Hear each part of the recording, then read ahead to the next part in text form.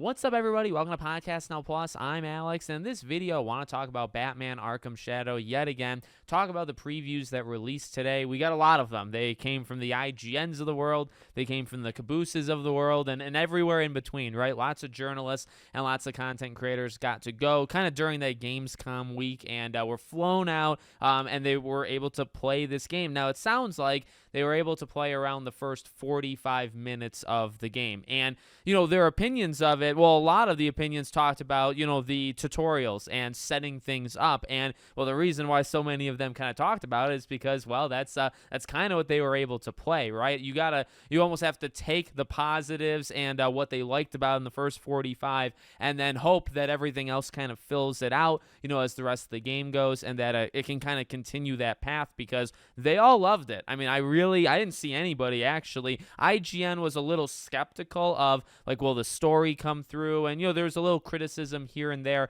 of the visuals, of like literally what it looks like. But overall, I don't think there was a preview that didn't like it. I think everybody liked it, and then it was just a range of some people loved it, some people thought it was really good, some people thought it was fine / good, and maybe it can get better, right? That's pretty much the general thoughts of it. But let me tell you, because not only did we get people's thoughts on it, right, people being able to say things, we also got to see a lot more of it, and a lot of gameplay actually came out today. Now, again, it's tutorial level stuff, so it's like a group of 4 goons and going around and beating them up. It's some of the Predator type stuff. It's climbing up ladders and whatnot. It is a lot of like getting you into the beginning of the game. But the game, I keep saying it, and I will say it until the game comes out, the game looks awesome. It really, really does. And to be fair, to everybody, I've seen, because, I've talked about, much like everybody, right?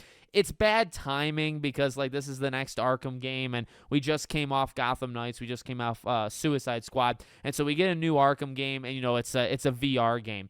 At the same time, and because I've seen people write this in the comments, people complain that, well, like, how's the Quest 3 going to get things, get people, get games, if any time that the system gets an exclusive game, we complain about it. And honestly, I actually think that's a pretty fair point, right? Because it's like, we always talk about, well, there's just not really enough on the Quest, or there's not enough in VR in general, right? And some people dispute that. Some people will say, hey, the Quest 3 actually has a pretty fair amount of games.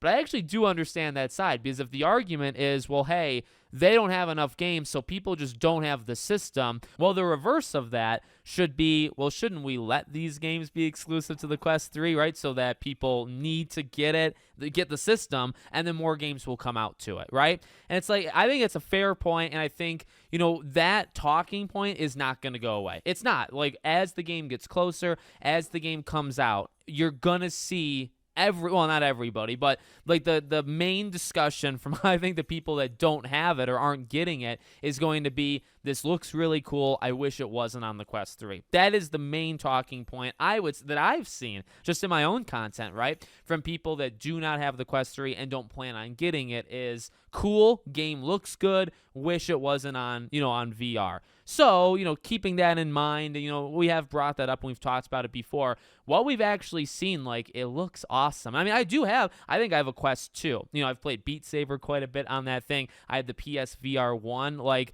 it still looks silly anytime you watch somebody, like, doing the, the punching and beat 'em up kind of things with the controllers in their hands. But I try to put myself, like, in that world, right? Where it's like, you watch the gameplay of Arkham Shadow, and it literally does look like you're in it. And then you have to imagine, okay, you have the headset on, and literally your 3D space is freaking Arkham. You know what I mean? Like, you're on that gargoyle. And I like a lot of the hand movements. See, I'm a martial arts guy, right? I've talked about that before.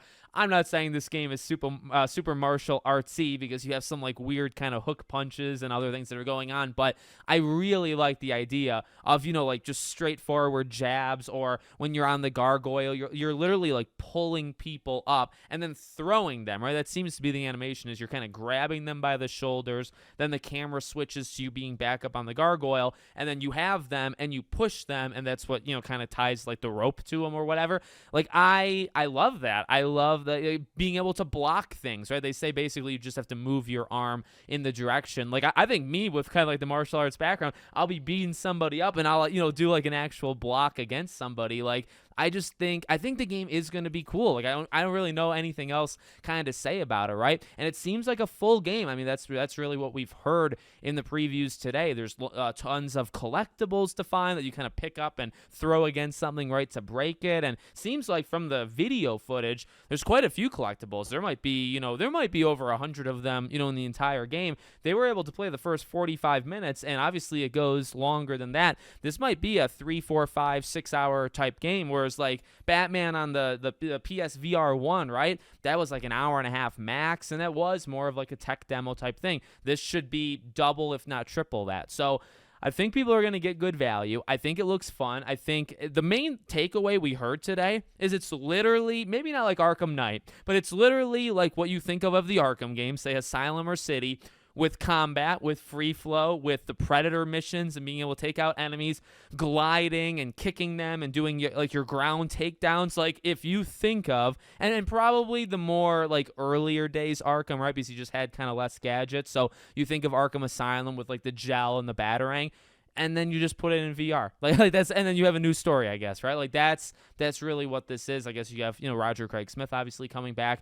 It looks super good. So I want to keep throwing that out there because, I've made the promise that, I do intend to cover this game and talk about this game leading into it. I'm not going to put the money down because, like, here's the thing. For me, it would be getting the Quest 3 for Batman. I'm not getting it for any other game. And that might not be everybody's case, but that's my case, and that's why I'm not getting it. I don't see enough value or up to snuffness, if that's even like a thing, right, with the other games that are out on the Quest 3 to warrant myself buying the Quest 3. And that changes depending on the person. You might say that for the PS5 or Series X, there's not enough on the platform to warrant getting it. I would disagree because I have them, but that's the difference, right? And that's kind of how I feel. I actually feel the opposite way for something like the Quest 3. But you know what? Again, like, seeing those comments and like trying to open myself up to like that other side of like, what other people are just saying in general, it is a fair point. Like, I don't know. You can complain about it. I don't think there's necessarily anything wrong because, again, I think it's timing. I think the timing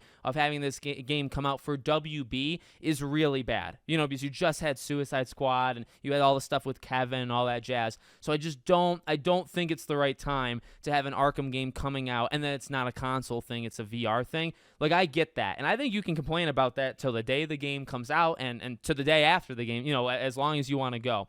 But at the same time, I do understand the idea of, well, hey, if you want the Quest 3 to like be worth, if you want VR things, if you want, hey, well, what about more reasons to get the things that I'm saying? I want the VR, but I kind of need more reason to. Well, if none of these games are going to be exclusive, if none of these games come to it, you'll never get it. There'll never be a reason to, right? So I do understand that. So let me know what you guys think in the comments. Make sure, as always, you're subscribed to the channel, bell icon turned on. I hope to see you all on the next one.